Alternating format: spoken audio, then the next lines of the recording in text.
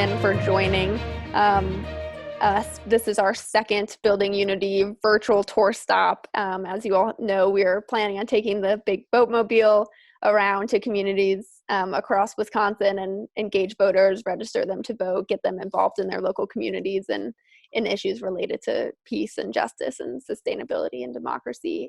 Obviously, that doesn't make sense to do now, but we still care about what's happening around Wisconsin and in communities. So thank you very much for taking the time to talk with us today, specifically about the April 7th election, which as of today, it is April 3rd in the afternoon, still has not been postponed. So we're really grateful to hear from each of you who each have experience working at the polls and have had to weigh heavily your decision about whether to do that this year or not. So Bob, would you like to tell us a little bit about your experience? Sure. Well, I started working the polls at Sequoia Library about 5 years ago and met Kathy there. And so we've been co-workers. And I've also been an in-person absentee voter rep for Sequoia for, I think, 3 years. So I went through the extra certification to do the in-person early voting. That work, and we're all in it to make sure that everybody gets the right to vote. But the hard thing was with the virus is that I have gotten really sick in the past few years with my exposure to the hundreds and hundreds of people I've done early voting with. And I've put that aside, it's just part of what happens when you're exposed to that number of people, be it colds, coughs, flu, whatever. I handle a tremendous amount of dirty wallets, IDs, and I'm constantly doing cleanup, trying to make sure that, it's a safe environment for everybody. And so when the virus happened, I'm really aware of how we get sick working the polls, at least during early voting. And at one point, several years ago, I was sick for a couple of weeks. I had to quit my voting position. So when this happened, I was going to work it. And then the more I thought about it and input from my wife and my children and friends, they said, you can't do that. It doesn't make any sense to do that and put your life at risk. And that's essentially what we're doing. And so are the voters. They would be putting their lives at risk by going to the polls. I just can't imagine, them going ahead with this. I canceled my position over 2 weeks ago. I wrote a letter to Mary Beth, our city clerk, and to Gary Paulson, my inspector at the ward I'm at. And it was really hard to do that. I want to work, but I can't do it under these kinds of conditions. So. I see a lot of nodding heads around. Is that a similar story for you, Kelly? I saw some. No, I'm actually going to be a first-time poll worker this year. Okay. So I have been meaning to do it in the past years, but I'm still working full-time, and it seems like it's a position where it's a good place for people that are retired or are looking for a short-term job that actually can get paid. And I've never been in that position. But then when I started hearing that they were really short on poll workers because people were leaving, then somebody's got to do it. And so I went ahead and signed up about 3 or 4 weeks ago before we got into the real lockdown phase. And so I've been thinking about it as it's been going on and reading the emails that I've been getting from Madison Votes. And I'm feeling fairly comfortable with it. I'm concerned, it's hard to make it completely safe for everybody. I probably will wear gloves primarily because it'll keep me from touching my face. I know I do that when I go out to the grocery store or go anywhere. I wear gloves because I know that that'll stop me from touching my face. And I may wear a mask. I think that's okay. They have a protocol for doing that, and they will have plexiglass shields that will be between for the tables where you have to be relatively close to the voters. They'll have plexiglass shields between you and the officials and the voters. And they'll also have curbside voting. So anybody who is sick won't be coming, can stay outside. Or anybody who doesn't want to go inside. And from what I read, it looks like they're going to be having curbside voting at all of the voting locations in Madison anyway. So I'm feeling like I'm somebody who is healthy. I should be. I think I can do it. Nobody is immune to this thing, but somebody has to do it. Yeah, and okay, what about you, Mike and Kathy? Well, I started working the polls 11 years ago and have been primarily working the Sequoia Library Board 79, as Bob mentioned. I feel great about the service I provide the city and voters. I've learned a lot on the job, but I also make sure I'm well prepared when I go in to do my job as a election official. And we've got a great team of employees, officials that work at Sequoia. I've been at other sites around the city, at other wards. It just really is an honor to be in that position. However, with the information that is coming out about our expected roles at this election, there's been still an increased emphasis about showing up and being able to work any of the assigned tasks at the polling place, which I am able to do from a knowledge perspective. But I thought long and hard about the exposure that I would be in with my fellow poll workers and with the voters.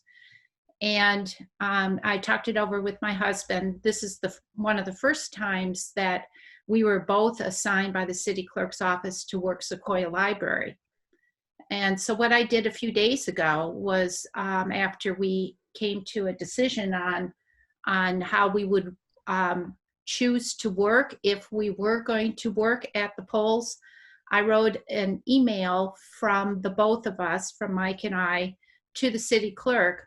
And I said that since Mike and I are already sheltering in place and doing social distancing, and we are sharing each other's environment already, that we both would feel comfortable going into the polling day at Sequoia Library if we could be assigned the same task of opening the absentee ballots and voting the ballots.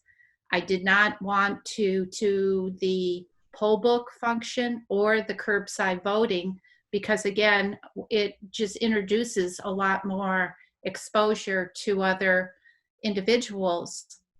We are both over 65 and we're in good health, but we're both scientists, and I believe in the science of this virus, and the unfortunate position that we're in now as a dealing with this virus is that we don't know how to prevent it from spreading. And I think it's not responsible for us as a city or as a state to be holding this election at the time of this virus and the way that Wisconsin is going to peak and continue with this virus over the months to come. So I said we both would work. Within less than 24 hours, we got a response from the city clerk's office that said, thank you, we understand, and we do not want you at the polls. If you're not willing to work any job that you are assigned, no thank you. Mike? Okay. Like Bob, I retired 5 years ago, and my wife had set a good example of working at the polls, something I'd always wanted to do also. I find voting to be the highest form of patriotism, and we're very patriotic, Kath and I. I normally work at the ice arena, Madison Ice Arena, which has 4 different wards in 2 different school districts. I have done every job, and as with Kathy, I typically do the absentee ballots, early ballots, because those require a lot of time and expertise. And as I've been doing that for 5 years, I'm pretty good at it. So we were going to work together this time, first time ever, that we were going to do this. And we were very torn because we want to work. But then I looked around the country. Are we the only state holding this election? Yeah, we are the only state in the country having an in-person election in April. Right. We know that continuing to have the April 7th election will mean historic mass disenfranchisement, and that people will both not go to vote, and then there will be higher transmission as well. So no matter, that's a nonpartisan issue that we know that will happen. Health is a nonpartisan issue. Yeah. Public health is a nonpartisan issue. This election should be delayed. I think if we had 1 million people showing up at the polls on Tuesday, within 2 weeks you'd have this huge spike in people coming down with the virus. No question about it. We voted early. We've never done that. We believe in going to the polls, signing the book, filling out the ballot, and voting in person. We did too. First time ever. Right. We schedule our year around elections as far as when we're in town, out of town. We go, we're retired. We can go, our kids live out of town. We can go lots of places whenever we want, almost. So, but we schedule ourselves. This year we had 4 elections where we're scheduled. We're not leaving town during those 4 elections because we want to work. Right. We want to vote. All the elections on our shared calendar, they're all there. So the kids know when, dad's not available. So. And I wonder for all the people that were not able to vote for the first time absentee and, haven't been able to access that information in this landscape where there are so many different messages coming out every day and there's been a lot of confusion.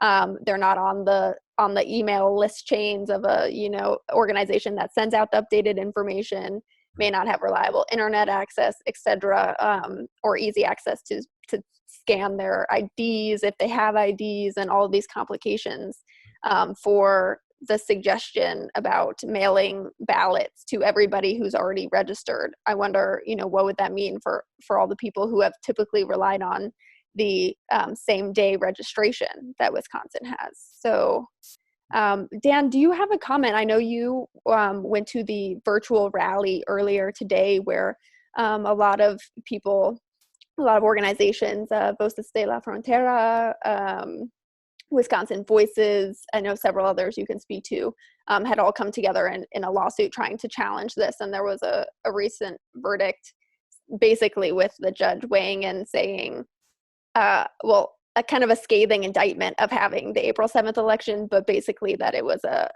legislative issue and that he couldn't do anything about it, so that it would continue. So Dan, can you say any more about what was said at the rally earlier? Well, it was, I thought, a very powerful rally, and as we're speaking right now, I just finished uploading it to YouTube, so people will be able to watch it virtually, only a little bit edited, the news conference. There was a really strong call to postpone this election even at this late date. And they emphasized over and over again, this is a risk to our health, wellness, as well as to our democracy and our right to vote. It's a real tough call to put, and I heard it here in the little discussion. It's a trade-off between your sense of health and even life versus your commitment to democracy and the right to vote. And they were saying it's just not, it's not appropriate. If you will, let me show you a little bit of data. And this is the data Milwaukee County provides. And each little blue dot is either one or many cases, proven cases of the virus in these census tracts. And you can see that the center of Milwaukee is just packed. 945 proven cases. So there's 18 deaths in Milwaukee. Now, people say, well, this is Milwaukee and Milwaukee County. But what I'm hearing from the scientists is that what happens early on in our more populous areas is going to be replicated even into rural areas. So right now, this is clearly a health threat.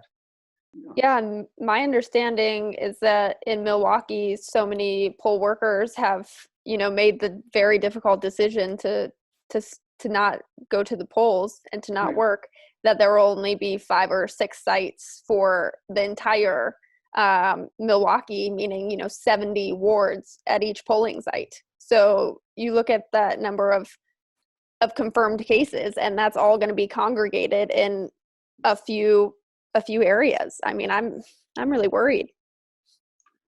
Or the opposite, they won't show up, which is what Voss and Fitzgerald want. They want to suppress the voting in Milwaukee and Dane County as much as possible so that their candidate prevails. And that's absolutely cynical. Yep. It is as cynical or more cynical than the gerrymandering that goes on with the Assembly and Senate seats. Ohio, right before their primary, they canceled it or postponed it 2-3 hours before it's supposed to open the polls. So you can't tell me Friday is too late to cancel. I don't know. Yeah, I understand, and Robert, I think you heard as well, that Governor Evers has now called for a special session of the legislature to deal with this issue of whether or not to postpone the election on the 7th. Robert, do you know, am I correct, and do you know any more? Yeah, I believe it's on Saturday that he's called the session. It's tomorrow. I don't know how he's going to get everybody here. So when we decided to do this little conversation here, there was a little bit of a perspective on, the politics are terrible, they're vicious, and they're just downright wrong. Couldn't agree more. Yeah. The ambiguity of whether or not our governor and the legislature would come together to make a decision to postpone it. We have a court ruling now that asked for some modifications in the process, but continues to have the election occurring.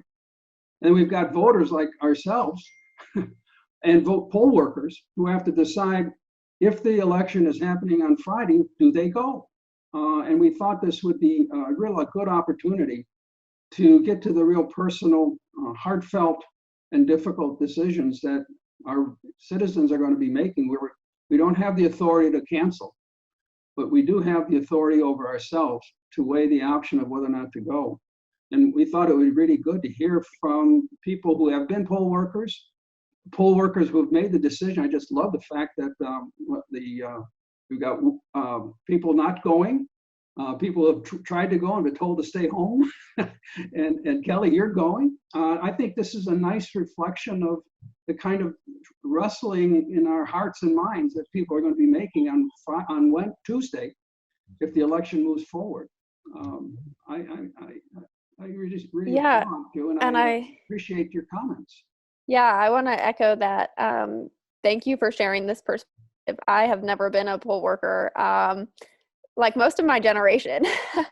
But I received an email from a group that I'm a part of 2 days ago saying, there a lot of, usually it's older poll workers, and a lot of them are staying home, and will you step up and do it? So I too had to weigh the decision of yes, I'm less at risk, and I strongly believe in exercising this constitutional right of voting. Do I step up and do this? And I ended up saying, I don't believe in this election happening at all right now, and I'm going to put in all of my efforts that I can until, as Ohio did, to the very last second, to try to postpone it and make this a decision that people don't have to make. But it is something that I'm still weighing too, and then potentially putting others that I'm sheltered at home with at risk too. So thank you for sharing your experiences. It's tremendously valuable. Before we wrap up, is there anything that you want to say to potential voters, potential poll workers, somebody who might still be able to pick up the phone and call Evers or somebody to delay any last hopes or fears or thoughts that you'd like to share? The governor's indicated because of a shortage of poll workers, he would ask the National Guard. He would not ask, he would command the National Guard to step in and assist in the voting process. And I was talking to Kathy this afternoon. I said, "Are National Guard people immune from disease?" So just because they wear a uniform, it's not like they have a shield on them that protects them. Yeah. So National Guard, soldiers are going to go in there and do what? They're going to be exposed themselves. Right. Plus, they're untrained. And as we know, as poll workers, you have to have some training. You just can't go do absentee ballots. And Kelly, I want to speak to you because I'm big into logistics at Sequoia and do a lot of setup with Gary. So Mike and Kathy understand this. So we're going to have people standing 6 feet apart, going into the library, out the doors, into the parking lot, basically, is what's going to happen. Now, you got curbside voters. Takes 2 people. I've done curbside. So you take 2 people, you're walking in and out past all those voters. It doesn't make any difference whether you got a shield on, gloves, mask, you are going to get exposed. I mean, that's what I'm looking at. Hey, sure, they have plexiglass shields in front of the poll books. That's not enough. There's too much going on in a confined space. And it's very important that you as a new poll worker understand that, because you may be put into situations, and I'm not trying to say you shouldn't work. I'm just saying you're going to have a hard time distancing yourself from people to be safe. And that's my issue. Yeah, well, I'm at Sherman Middle School, and it's got a very low voter turnout, and they probably have condensed another ward with us. But I'm hoping that the numbers are so low that that's not going to be a problem, that we're not going to have much in the way of lines. I've never seen lines there. And that's a good idea to actually make sure that the person doing the curbside voting goes in a different door. And, we vote in the gym, and it's certainly feasible. There is another door that we could go in to avoid going by people in line. So I'll definitely bring that up to the chief. Well, it's about being safe. So yeah. If I can ask a question of you, in your training and preparation for the current April 7th election, what was the discussions and what are the recommendations for you as poll workers? What's being put in place to protect your health, and what has been built into the training? I think people would like to hear that. Yeah, so I probably haven't read all of the training materials yet. There's a lot, and it's all, of course, online and webinars this year. And so the things that have come about lately is that they'll have gloves there. You can bring your own mask. You have to sign a waiver for some reason to bring a mask. There will be face shields for the curbside person. And it looks like there's just one person at the curbside this year. I think they're trying to narrow down the number of jobs as much as possible because they know they're going to have problems having enough people there. And they don't want to have too many people next to each other. So as far as I know, the only table that will have 2 people, well, there'll be 2 people dealing with the absentees and 2 people at the poll book. And there's only 1 poll book. And they will have that plexiglass shield. They'll have a lot of hand sanitizers. Somebody will be reminding people to stay 6 feet away from each other. And I think those are the main things that they're talking about. I'm guessing that there will be signs outside encouraging people to vote curbside, but I'm not positive. Anybody else? Yeah, any wrap up from Kathy? I just hope that should we lose this challenge and actually have the election on Tuesday, I'm also hopeful that it will get canceled. But should we have the election on Tuesday, I hope that we will learn from this. And I'm very concerned about the people that are working, as Bob has summarized, Kelly, for you, and for the people that I know so well that are going to be working the polls. I hope we learn, and I hope we prepare for our elections in November, because this is not going to leave us. So we better do better going forward. Yeah, we'll definitely need something else in place by November, because we can't have this kind of, people being left out of the votes at a regular election like that. Where can people go to find out where their polling place is now? Go to My Google. vote Wisconsin, myvotewi.gov.